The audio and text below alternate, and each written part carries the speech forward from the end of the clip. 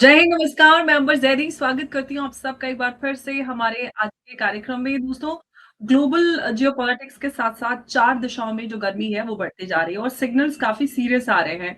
Recently हमने देखा है कि तैयब अर्दोगान के बेटे क्वाइटली ढाका में लैंड करते हैं और उसके साथ में जो टर्की की एड एजेंसी है टीका, उसके चीफ भी साथ में उनके साथ बांग्लादेश में आते हैं और इसी सब से जो बांग्लादेश के अंदर फॉरेन इन्फ्लुएंस है, उसके कंसर्न्स एकदम से ट्रिगर हो जाते हैं और साथ ही साथ अगर हम पूरे साउथ कॉकेशस की बात करते हैं तो उसमें आर्मेनिया और अज़रबैजान के बीच जो मिसाइल बैलेंस है उसकी रेस चल रही है। इंडो पैसिफिक में अगर हम देखें तो डिफेंस डायनामिक्स जो है वो पूरी तरह से चेंज हो रहे हैं क्योंकि फ्रांस ने जो है वो भारत को सबमरीन्स ऑफर्स किए हैं, जबकि अगर हम बात करें जो Mumbai based Mazagon dock ship builders limited है और जो naval group already joint project कर रहे हैं और साथ ही जो पैरेलली है टाइसन ग्रुप जो जिसमें मरीन सिस्टम और उसके साथ में नेक्स्ट जेन सबमरीन प्रोग्राम पर भी फोकस चल रहा है और इसी सब के बीच जो है इंडिया और इसराइल जो है वो एडवांस्ड मिसाइल डिफेंस कोलैबोरेशन जो है वो एक्सप्लोर कर रहे हैं और एक क्लियर सिग्नल इस सब से ये आता है कि जो फ्यूचर वॉर टेक अलायंसेस हैं वो स्पेशली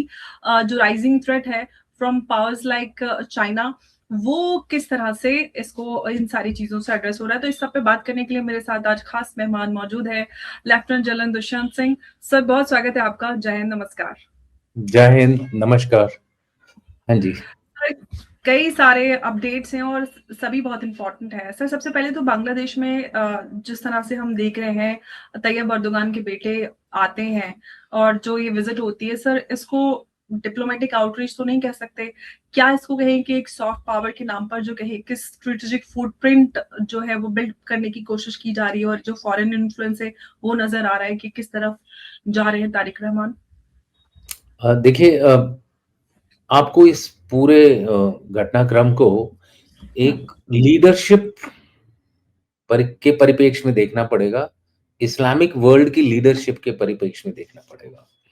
और दूसरा चीज़ ये है कि धीरे-धीरे जो है, भारत के जो एडवर्सरीज़ हैं, उनका दायरा बढ़ता जा रहा था। पहले वो खाली साउथ एशिया में ही सीमित था, यानी कि चाइना हो गया या फिर पाकिस्तान हो गया।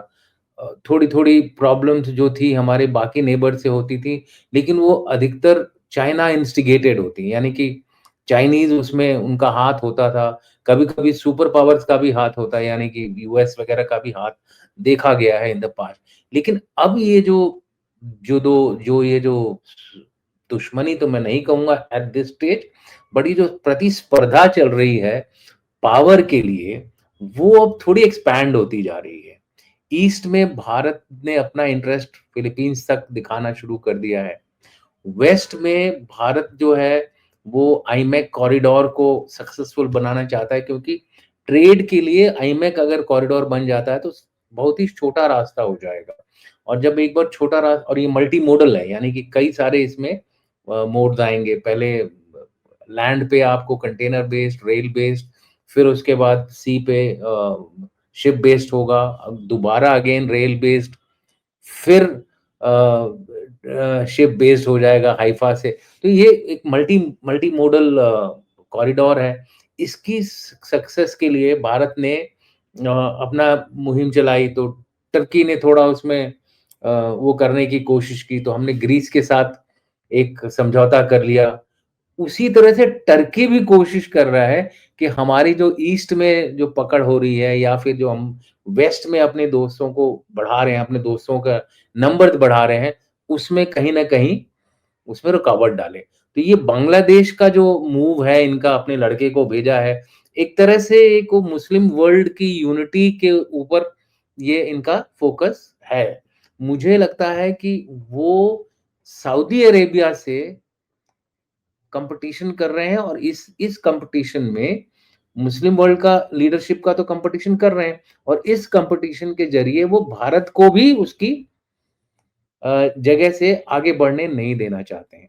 इसके 2 बहुत बड़े इम्प्लीकेशंस भी हैं, और वो इम्प्लीकेशन ये है कि अगर भारत का जो इन्फ्लुएंस का दायरा है, इमीडिएट नेबरहुड से अब धीरे-धीरे जो है स्ट्रेटेजिक नेबरहुड पे जा रहा है, तो अब हमारी जो फ़ोर्स प्रोजेक्शन कैपेबिलिटी होनी चाहिए, वो भी अब उसी तरह से बढ़नी चाहिए। जो मिलिट्री पावर की बात होती है। तो उसी वजह से आपने बाकी जो घटनाक्रम के वो बताए हैं, वो मिलिट्री प्रोजेक्शन को ध्यान में रखते हुए किया गया है। अज़रबैजान को टर्की सपोर्ट कर रहा है, तो अब आर्मेनिया को हम सपोर्ट कर रहे हैं। उसी तरह से वो बांग्लादेश को सपोर्ट करने की कोशिश कर रहा है, पाकिस्तान को सपोर्ट करने की कोशिश कर रहा है। किस लिए कर रहा है? भारत के अगेंस्ट। तो ये एक आपस में भी कॉम्पिटिशन चल रहा है, या फिर कॉन्फ्लिक्ट तो नहीं बोलूँगा, बट उस तरफ बढ़ने की कोशिश हो रही है। कुछ न कुछ इस तरह का वो संकेत मिलने शुरू हो गए हैं भारत और टर्की के बीच में।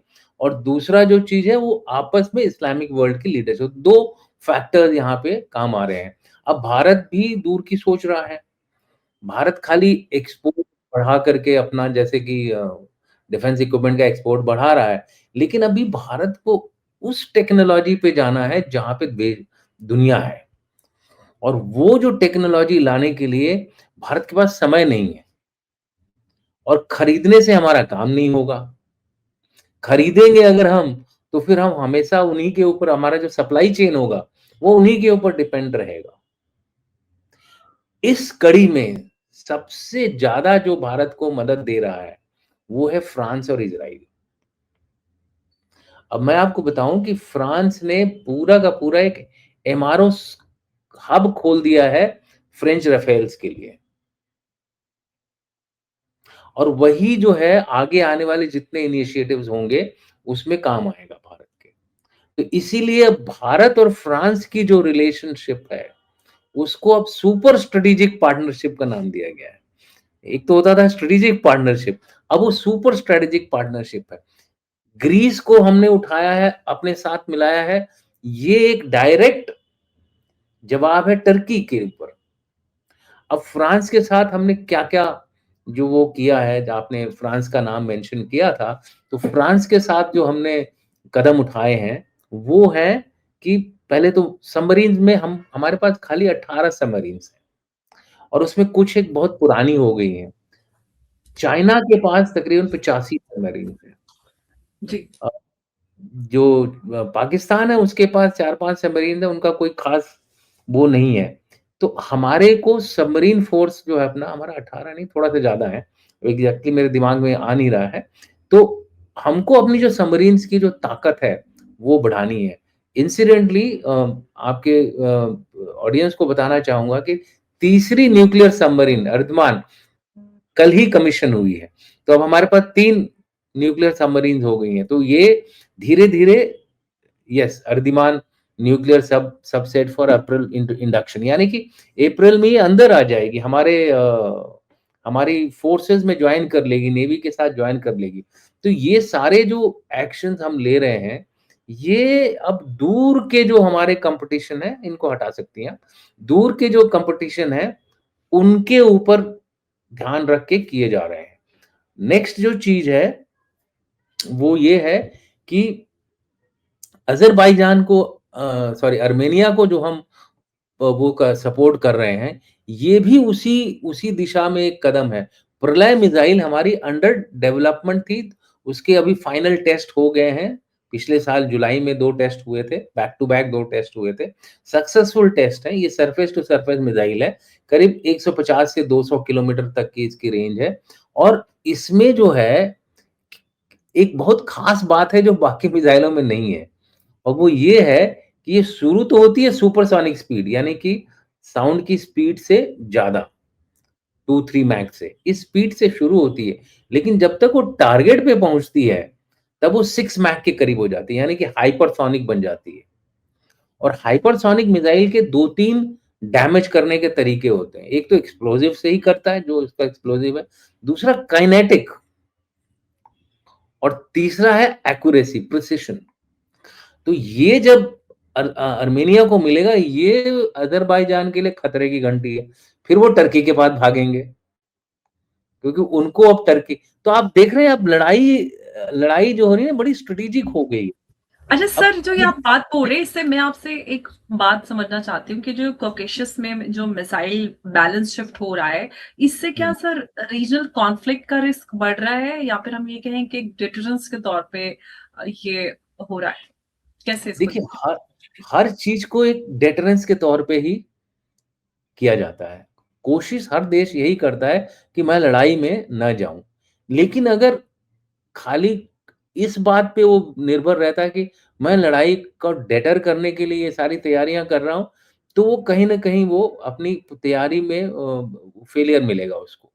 तो उसको इसलिए भी तैयार रहना है कि अगर मुझे लड़ाई हो जाती है, अगर हमारे देश की आपस में जैसे आर्मेनिया, अज़रबैजान की लड़ाई हो जाती है, तो उस हालत में वो जीतने के काबिल हों।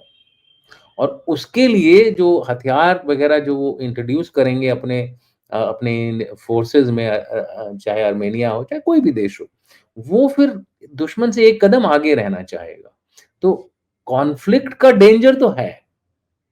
और इसमें एक और चीज़ मैं बताऊँ कि ये जो सुपर पावर या जो मेजर पावर्स हैं, ये अपने हथियार तो बना रहे हैं, लेकिन इनको अपने हथियार टेस्ट भी करने होते हैं कहीं न कहीं। तो अब वो टेस्ट करने के लिए ऐसे ही छोटी-छोटी लड़ाइयाँ देखी जाती हैं। चाइना आज तक अपना कोई भी इक्विपमेंट टेस्ट नहीं कर पाया है। सिंदूर में उसने कोशिश करी, बहुत बुरा हाल हुआ उसका। तो तो अभी मैं ऐसे ही बोल रही थी कि सिंदूर में टेस्ट हो गए सर, नतीजे सामने आ गए। या सो कहने का मतलब ये है कि अब प्रलय हमने बनाया है।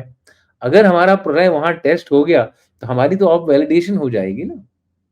तो कई सारे एम होते हैं देशों के जो हम हथियार वगैरह देते हैं और मुझे लगता है कि ये एक पॉज़िटिव कदम है। आगे अगर आप कुछ और पूछना चाहती हैं तो मुझसे पूछ सकती हैं। जी सर। सर मैं फ्रांस को लेकर बात करना चाहती हूँ। आपने फ्रांस को लेकर भी बोला कि अब ये सुपर स्ट्रेटेजिक पार्टनरशिप भारत और फ्रांस के बीच में हो गई है। तो सर ये हुँ। जो हम सबमरीन की बात कर रहे हैं, जो ऑफर है, इसको लेकर सर क्या हम किस तरह से देखें कि इंडिया की जो नेवल एजेंसी है, या फिर हम ये कहें कि इंडो पैसिफिक में अगेन एक डिटरेंस की रेस रेस के तौर पर हम देखें? देखिए अगर मैं नेवल कमांडर होता, जो हुँ। मैंने कई लोगों से इंटरैक्शन भी किया है, तो हम लोग 200 प्लस नेवी की तरफ जाने की हमें ज़रूरत है। क्यों? और उसका रीज़न ये है क्योंकि हम लोग जो हैं, अब हमारे जो इंटरेस्ट्स हैं, मैंने कहा ना टर्की, ग्रीस यहाँ तक हो गए हैं। इस तरफ फिलीपींस तक चले गए हैं। अब इसके लिए जो सबसे बढ़िया हथियार होते हैं, वो या तो एयरक्राफ्ट कैरियर या फिर सबमरीन। सबमरीन हमने इसी वजह से डेवलप करनी शुरू की है। न्यूक्लियर सबमरीन से क्या होता है, हमारी रीच बढ़ती है। यानी कि उसको रिफ्यूलिंग वगैरह इन सब चीज़ों की ज़रूरत नहीं होती है। वो पूरा अंडर वाटर रह सकता है। वो एक्चुअल समुद्र का गुरिल्ला फ़ोर्स है। कब कहाँ निकल के आ जाएगा आपको पता नहीं चलेगा। कहीं घुस करके एक बहुत बड़े जहाज को पानी में गिरा के वहाँ से गायब भी हो लेगा। हालाँकि इनको ट्रैक किया जा सकता है स्पेस सैटेलाइट वगैरह से बट अगर इनकी डेप्थ ज़्यादा नीचे है, तो इनको ट्रैप करना भी मुश्किल है। लेकिन उसके लिए बहुत सारी और चीज़ें होती हैं, ओशन के रास्तों को पूरा मैप करना पड़ता है, कहाँ गहराई है, क्योंकि जहाँ गहराई नहीं है वहाँ सबमरीन जा नहीं सकती हैं। इसीलिए आपने देखा होगा चाइनीज़ अपना वो हर समय सर्वे शिप्स भेजते रहते हैं। वो सब उनका एम यही है कि कहाँ-कहाँ सबमरीन जो हैं पहुँच जाएँ ताकि वो तो ये गुरिल्ला फ़ोर्स है और दूसरा होता है हाथी के दाँत वाला फ़ोर्स, जो कि दिखाने के लिए होता है और अगर उससे चोट लगती है तो बहुत गहरी चोट लगती है और वो है एयरक्राफ्ट कैरियर। अब एयरक्राफ्ट कैरियर में भी हमने तीसरे एयरक्राफ्ट कैरियर के लिए सैंक्शन ले दे दिया है गवर्नमेंट ने पिछले साल ही सैंक्शन दे दिया था। तकरीबन पहले 2 के बराबर ही होगा डिस्प्लेसमेंट अबाउट 45 टन्स है उसको कोशिश की जा रही है कि 60 टन तक 60 टन तक का उसका डिस्प्लेसमेंट हो। बट मुझे लगता है कि हम सक्सीड भी कर जाएँगे क्योंकि इसमें हमें हमारी एक इंडिजिनस सबमरीन हमने बना ली है। तो अब हमारे को कोई ज़्यादा दिक्कत नहीं होगी दूसरी सबमरीन बनाने में टाइम लगता है लेकिन। सॉरी सबमरीन कह रहा हूँ एयरक्राफ्ट कैरियर में। इसमें टाइम बहुत लगता है। 8 साल, 6 साल, थोड़ा भी स्पीड अप करेंगे, कितना भी करेंगे तो ये टाइम कंज्यूमिंग है। तो हमको इस लंबे ड्यूरेशन में जब तक हमारा तीसरा एयरक्राफ्ट कैरियर नहीं आ जाता है एक्चुअली तो हमारे 4 एयरक्राफ्ट कैरियर हैं। एक एयरक्राफ्ट कैरियर हमारा हिलता नहीं है, ज़मीन पे एक ही जगह बैठा रहता है, अंडमान निकोबार।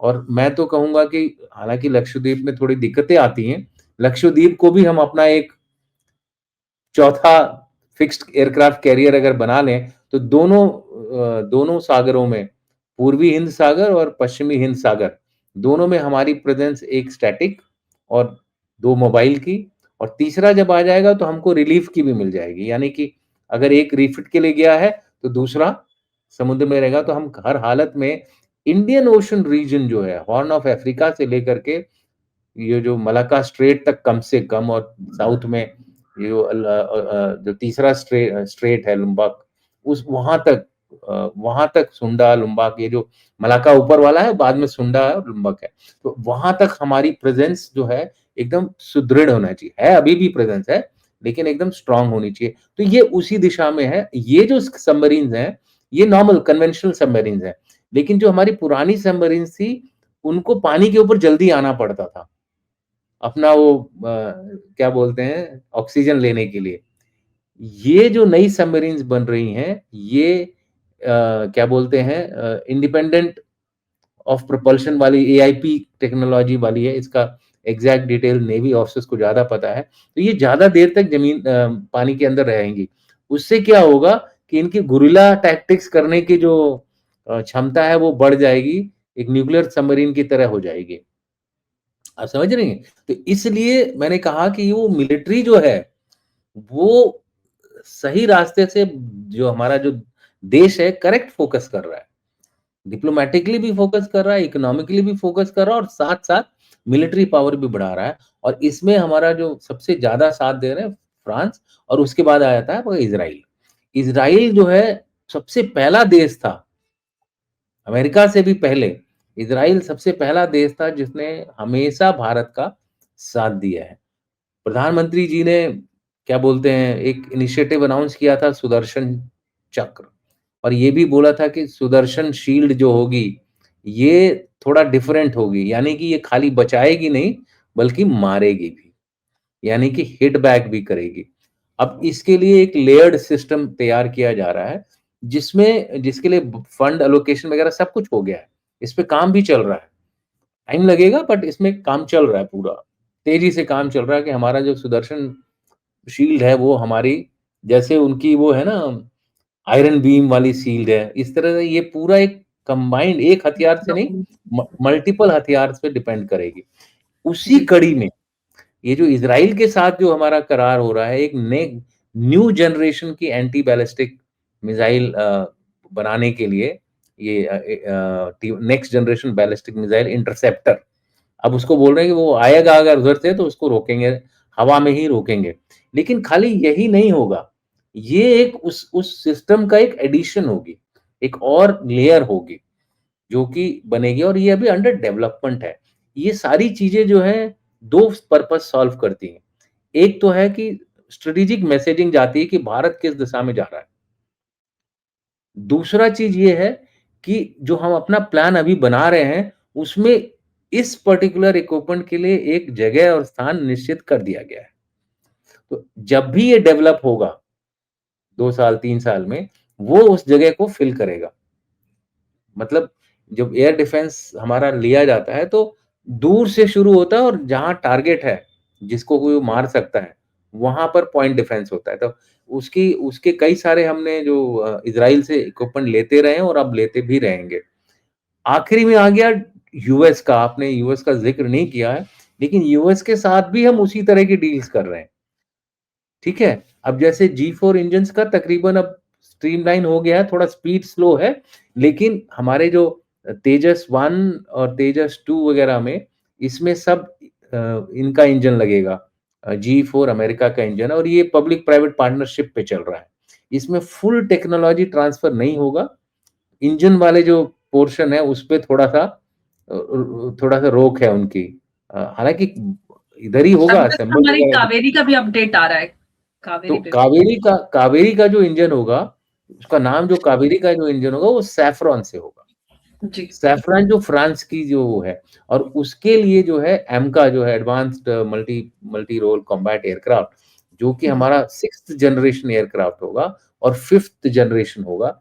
उसके लिए हम लोग सैफ़रॉन इंजन का इस्तेमाल करेंगे, और वो कावेरी से ही लिंक होगा। ये देखिए, इन इन हमने इंजन बना लिया है। ठीक है? लेकिन हमारा इंजन का जो थ्रस्ट पावर है, वो खाली इस समय 60 किलोटन नहीं सर, अभी लेटेस्ट रिपोर्ट है 83 पहुँच गया है कावेरी का, जो रिपोर्ट आई है 83।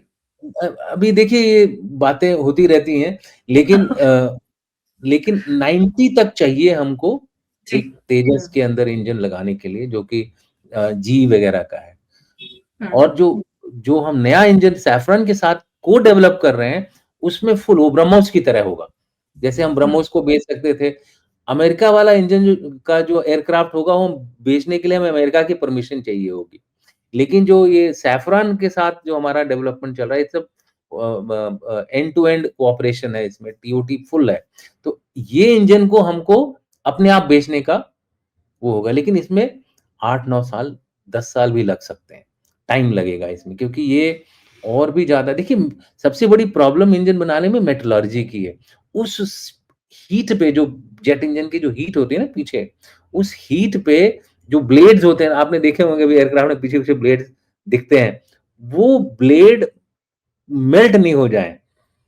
वो जो टेक्नीक है खाली वेस्ट में है और या फिर रशिया में है। तो ये लोग देते नहीं हैं उस तो यही हमारी एक सबसे बड़ी कमजोरी रही है कि हम लोग उस टेक्नोलॉजी को अभी तक मास्टर नहीं कर पाए हैं। होपफुली सैफरन से हम उसको मास्टर कर लेंगे और हमें उम्मीद भी है कि ऐसा कुछ आगे आने वाले समय में हो जाना चाहिए। तो ओवरऑल आप देख रही हैं ना एक हमारी जो क्या बोलते हैं प्रोग्रेस का जो रथ है, वो एक पहिया इकॉनमी पे है, एक पहिया मिलिट्री पे है। ऐसे वो बराबर आगे बढ़ रहा है और दोनों के लिए पैरेलल काम हो रहा है। जहाँ अच्छा तक सर, मैं बात यहाँ से एक बात मैं जानना चाहती हूँ आपसे, आप इन सब पे, कि एक तरफ तो हम देख रहे हैं कि इज़राइल के साथ हमारी काफ़ी नज़दीकियाँ हो रही हैं, प्रधानमंत्री भी जा रहे हैं और ये सारी चीज़ें सर, और इतनी सारी तैयारियाँ भी हैं मल्टी फ्रंट पे। तो सर क्या मल्टी फ्रंट स्ट्रेटेजिक कॉम्पिटिशन के नए फेज़ में एंटर कर रहे हैं, अगर हम ग्लोबली देखें? देखिए हम लोग एक मल्टी फ्रंट तो नहीं मैं कहूँगा, मैं इसको ट्रांज़ैक्शनल लेटरलिज़्म की बात करूँगा या फ्रंट बोल लीजिए। ट्रांज़ैक्शनल फ्रंट या लेटरलिज़्म के तहत हम अपनी कार्रवाई कर रहे हैं। अब इसमें क्या है India, Israel, UAE, Abraham accord ये वाला हो गया, जॉर्डन भी शामिल है इसमें। ब्रिक्स को भी हम इस्तेमाल कर रहे हैं। इसीलिए ब्राज़ील के जो प्रेसिडेंट है पूरे 200 लोगों को लेकर के यहाँ पर आए हुए हैं। और उनको भी पता है क्योंकि उनको अमेरिका से पुशबैक मिल रहा है तो उनके लिए भारत एक रास्ता है। अब भारत जो है वो सबसे ले रहा है, चाहे अमेरिका हो, चाहे इंडिया, चाहे फ्रांस हो, चाहे इज़राइल हो, चाइना और टर्की को छोड़ के। चाइना और टर्की से भारत का कोई लेना-देना नहीं है। भारत ने ये भी कन्वे किया है अमेरिका को कि देखिए अगर चाइना के खिलाफ कोई खड़ा हो सकता है कोई देश आज की डेट में, वो तो सिर्फ भारत है। और इसी वजह से जो डिफेंस कोऑपरेशन है हमारा, उसपे टैरिफ की मार नहीं लगी है। ये टैरिफ की मार सिर्फ ट्रेड पे चल रही है। डिफेंस कोऑपरेशन हमारा उसी तरह से चल रहा है, उसी स्पीड से चल रहा है। खाली इंजन्स में थोड़ी डिले चल रही थी। इक्विपमेंट प्रोक्योरमेंट में डिले चल रही थी क्योंकि रशिया यूक्रेन वॉर है। उसकी वजह से अमेरिका की भी हालत पतली हो रखी है डिफेंस प्रोडक्शन में। उनको उन्हीं से छुट्टी नहीं मिल रही और रशिया को अब रशिया भी हमको नहीं सप्लाई कर पा रहा है। अब जैसे वो S-400 और S-500 का भी तो एग्रीमेंट कब का हो रखा है। इसीलिए हम लोग थोड़ा रशिया से हिचकिचा रहे हैं S-457 और जो Su-57 वगैरह का जो एग्रीमेंट के लिए रशिया बात कर रहा है, वो टाइमली डिलीवर होगा, नहीं होगा, कितना टेक्नोलॉजी ट्रांसफर होगा। हमारा Su-37 के साथ खाली इंजन आता है, हम उसको असेंबल करते हैं। हमारा टेक्नोलॉजी ट्रांसफर नहीं हुआ है। तो ये हमको अभी मेक इन इंडिया आत्मनिर्भर भारत के रास्ते पे अगर चलना है, तो ये सारी चीज़ें हमको करनी पड़ेंगी और जो कॉम्पिटिशन का दायरा है, वो बढ़ता जा रहा है। चाइना वैसे ही फिलीपींस तक है और टर्की एक नया पावर सेंटर बन के उभर रहा है। टर्की चाहता है कि सऊदी अरेबिया न उठे, पाकिस्तान न उठे, तो सबसे पहले भाग के बांग्लादेश आ गया। ताकि बांग्लादेश को अश्योर करे कि मैं आपको ये दे दूँगा, ये दे दूँगा, इंडिया के खिलाफ आपको कोई चिंता करने की ज़रूरत नहीं है। टर्की भी देगा, चाइना भी देगा, आप दोनों का इस्तेमाल करिए और अपना जो काम है बांग्लादेश फर्स्ट का काम करिए। अब ये तो तारिक रहमान को बोलेगा। अब भारत इसको कैसे आगे वो बढ़ाएगा, वो भारत के ऊपर है। भारत के पास बहुत बहुत सारे ऑप्शंस हैं। भारत अपना प्रेशर डाल सकता है। इनफैक्ट बांग्लादेश अगर सर्वाइव करना है तो भारत के बिना सर्वाइव वो नहीं कर सकता। और ये तारिक रहमान को पता है और आप देखेंगे कुछ दिनों में जो है बांग्लादेश की जो सारी नीतियाँ हैं, ये उलट दी जाएँगी। कोई रिफ़ॉर्म-वुफ़ॉर्म जो रेफ़रेंडम वग़ैरह हुआ था, उस पे शुरू से ही उन्होंने ना कर दी है। एक आध जो उनको सूट करेगा वो करेंगे, बाकी कोई नहीं पास करने वाले हैं। कॉन्स्टिट्यूएंट असेंबली में मेजॉरिटी इनकी 2/3 है, कोई इनको रोक नहीं सकता इस समय। हाँ, ये उसी हालत में गिरेंगे, अगर ये या तो पब्लिक के खिलाफ कुछ ऐसा कर दें जिससे कि पब्लिक नाराज़ हो जाए या फिर आपस में ही करप्शन और ऐसे कई सारे एक्टिविटी करने लगे जिससे की वजह से ये आपस में इनके फूट हो जाए और ये लोग बिखर जाएँ। उसके चांसेस भी होते हैं, उसके भी चांसेस होते हैं। किसी भी हालत में भारत को बांग्लादेश को लाइन में लाने के लिए कोई ज़्यादा मेहनत करने की ज़रूरत नहीं है। लिंकेजेस इतने सारे हैं हमारे और डिपेंडेंसीज़ इतनी हैं कि हम उनको कुछ भी करें, तो उनको रास्ते पे ला सकते हैं। बिल्कुल सर, बांग्लादेश की भारत पर इतनी ज़्यादा स्ट्रैटेजिक डिपेंडेंसी है कि भारत के बिना मुश्किल है सर्वाइवल, चाहे वो कितना भी कोशिश करें, ये बात तो सर तारिक रहमान बखूबी जानते हैं और जो हालात बांग्लादेश में हुए हैं, वो बिल्कुल। अभी उनके पास करने के लिए बहुत कुछ है, इतना बड़ा रायता फैला हुआ है, समेटते-समेटते उनको काफ़ी समय लग जाएगा। लेकिन सर, एक बात मैं आपसे और जानना चाहती हूँ क्विकली कि इतने सारे डेवलपमेंट्स हो रहे हैं, इतने फास्ट पेस्ड डेवलपमेंट्स हो रहे हैं, क्या दुनिया जो है एक कोल्ड वॉर जैसे फेज़ में की तरफ जाती हुई नज़र आ रही है या फिर हम ये कहें कि एक सिर्फ़ जो स्ट्रैटेजिक प्रिपरेशन है, जो फ्यूचर के लिए जहाँ पर जो पावर बैलेंस है वो कंप्लीटली हम रीड्रॉ होते हुए देखेंगे, पावर बैलेंस चेंज होगा, उसकी तैयारियाँ मतलब एक ट्रांज़िशनल फ़ेज़ में हम हैं? देखिए, पावर बैलेंस तब चेंज होता है, अगर कोई दूसरा पावर इतना बड़ा हो जाए, जो कि एक डायरेक्ट थ्रेट हो जो मेजर पावर या सुपर पावर है। इस समय मुझे नहीं लगता कि अमेरिका के सामने किसी और देश की इतनी ताकत है कि वो एक अपने आप में एक हब बन जाए या अपने आप में एक पोल बन जाए। मुझे नहीं लगता कि ये बाइपोलर वर्ल्ड है। बीच में आया कि ये मल्टीपोलर वर्ल्ड है। अब वो मल्टीपोलर वर्ल्ड भी धाराशायी हो गया है। देखिए बीच में एक बात चली थी कि China, north Korea, Iran sorry Pakistan, Iran, Turkey ये एक बहुत बड़ा एक वो बन रहा है, अलाइनमेंट बन रहा है। इसमें सबसे बड़ी प्रॉब्लम क्या है? टर्की दोनों तरफ है। और दूसरी प्रॉब्लम ये है कि अगर आपने ईरान के प्रेसिडेंट की अभी स्पीच सुनी हो और रशिया का जो अभी एक्सपीरियंस रहा है, उसमें ये देखा गया बड़ी क्लियरली कि नॉर्थ कोरिया तो रशिया को सपोर्ट करने के लिए तैयार थी, लेकिन चाइना नहीं तैयार था। चाइना खाली स्पेयर पार्ट्स और ये वो कुछ चीज़ें दे रहा था, बट जैसे नॉर्थ कोरिया ने अपने बूट्स ऑन ग्राउंड दिए, चाइना ने नहीं दिया। ईरान के प्रेसिडेंट ने पेज़ेक्साई ने बोला कि भाई चाइना ने हमारी बिल्कुल मदद नहीं करी। चाहे वो ऑपरेशन हैमर हो जो हुआ था लास्ट ईयर जब उनके न्यूक्लियर इंस्टॉलेशंस को टारगेट किया था इन्होंने अमेरिका ने और इज़राइल ने, कभी उनको मदद नहीं करी है और चाइना का ये इतिहास रहा है। ये खाली दूर से मदद कर सकते हैं, उनको कुछ एडिशनल सैटेलाइट इमेजरी वगैरह ये सब दे देंगे, लेकिन ये लोग फिज़िकली सपोर्ट नहीं करेंगे। तो ऐसी हालत में वो साइड जो फिज़िकली सपोर्ट करता है किसी को, वही पोल बना पाएगा और उसके पास उतनी मिलिट्री ताकत होनी चाहिए। अब चाइना के सारे सीनियर ऑफिसर्स जो उनको सजेशन दे सकते थे, सबको तो आपने घर या तो मार दिया या घर भेज दिया या अरेस्ट कर दिया या प्रिज़न में डाल दिया। 4000 पर्जिंग हुई है, 4000 3 साल में।